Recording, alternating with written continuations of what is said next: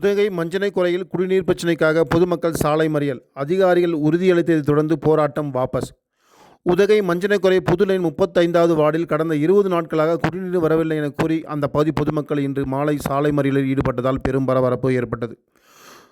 சுமார் மாலை 4:30 மணி முதல் 7 மணி வரை பொதுமக்கள் சாலையில் அமர்ந்து தர்ணாவில் ஈடுபட்டதால் வாகனங்கள் செல்ல முடியாத நிலை ஏற்பட்டது. இதனால் அந்த பகுதியில் பெரும் பரபரப்பு நிலவியது.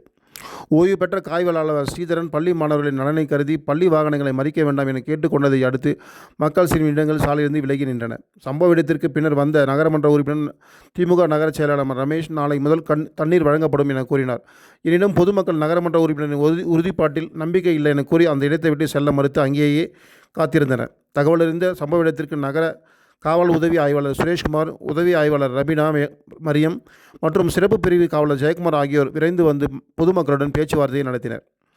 அதிகாரிகள் வர வேண்டும் என பொதுமக்கள் வலியுறுத்தியதை தொடர்ந்து நகராட்சி ஆணையாளர் கணேசன் அவர்களின் அறிவுறுத்தலின் பேரில் நகராட்சி உதவி பொறியாளர் சண்முக சுந்தரம் மற்றும் குழாய் ஆய்வாளர் சங்கர் இந்த சம்பவ இடத்திற்கு விரைந்து வந்தனர்.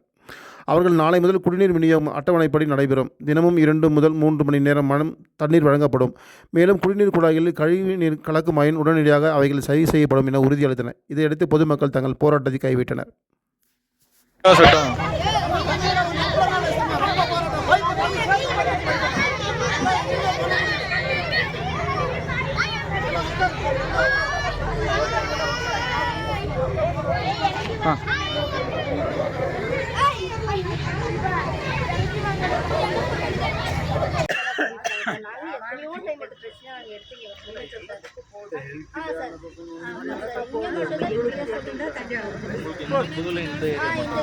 இன்னொன்று என்னன்னா எங்களுக்கு பைப் போட்டு கொடுத்துருக்காங்க சார். பைப் என்னன்னா ஃபுல்லாகவே சாக்கடைக்குள்ள தான் இருக்குது.